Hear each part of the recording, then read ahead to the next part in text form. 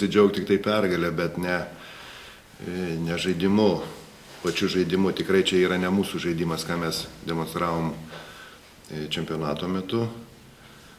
Nu, ir išlieka vis tiek ta mūsų didžiausia bėda, tai atkovoti kamuoliai, kur leidom.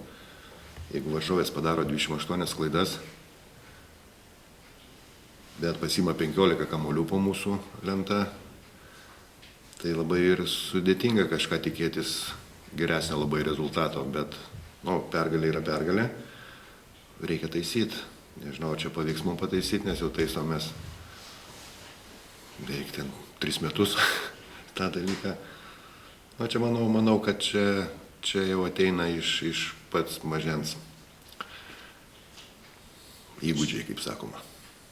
Šalyga Volter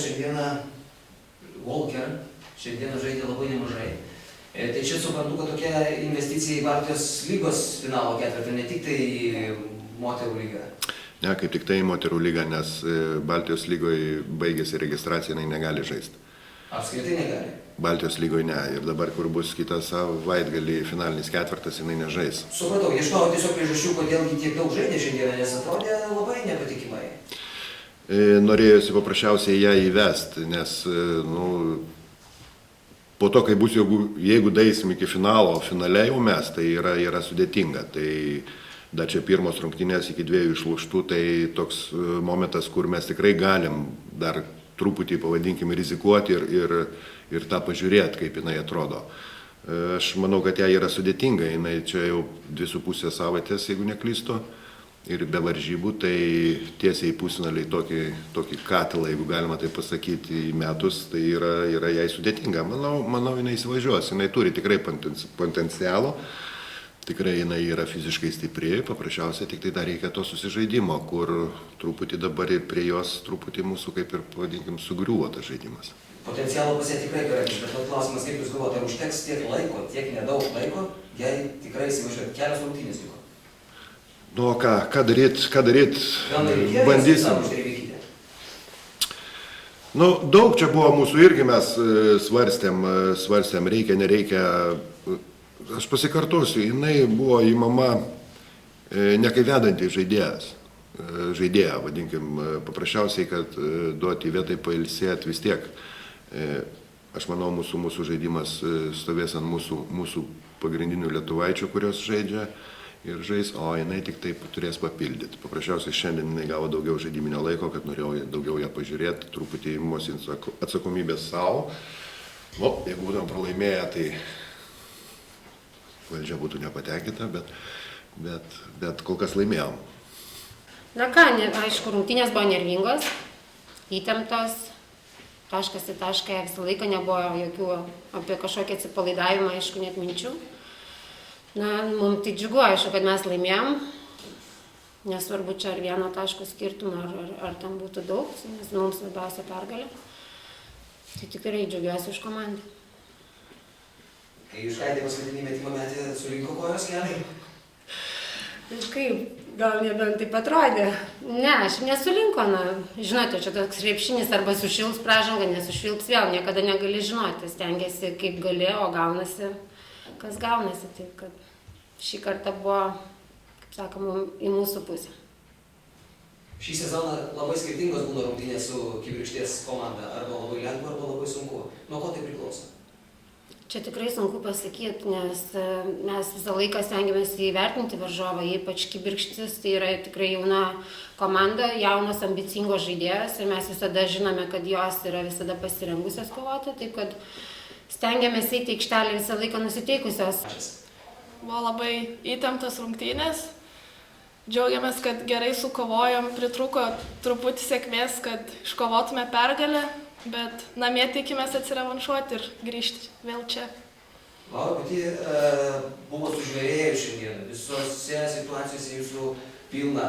Kaip pavyko taip pačiai nusiteikti šioms rungtynėms? Papildomai nusteikti nereikia, tiesiog jau atėjo tas laikas pusfinaliai, kai nebėra kur trauktis ir turi atiduoti visą save ir padėti kuo stipriau komandai. Paskutinis metimas priklausė būtent jums.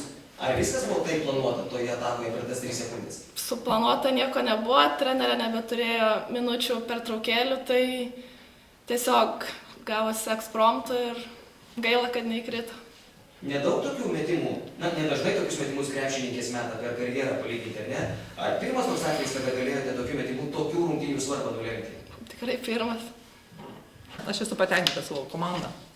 Aš už jų kovingumą iki pat pabaigos. Nesvarbu, kokius žmonės jos turi priešais. Jos nesvarbu, kad daro klaidų, nesvarbu, kad kartais priima sprendimus ne tos, kurius galėtų priimti, bet jos kovoja. Kovoja ir be abejo nori laimėti. Ir aš jom didžiuojuosi. Nes mes turim komandą prieš save Sūduvą, kur yra gerai sukomplektuota, plus pasiėmė dar vieną užsienietę. Tai vadinasi, bijojo mūsų, jeigu pasiėmė. Vadinasi, gerbė. Tai gerai. Aišku, yra dalykų, kur nenorėčiau matyti jau. 4 klaidos iš eilės, perskubėjimai, bet žinant, kad mūsų komanda yra amžius nuo 16 iki 21 ir man tik belieka jomis didžiuotis. Aš turbūt ir galvoju, kad kovingumas šiandieną kompensavo viską, praktiškai net nelabai yra už ką ir pylos išrašyti. Pylos visada yra. Ir jau žinau, kad jos klausytojai pylos. Bet tai yra normalu.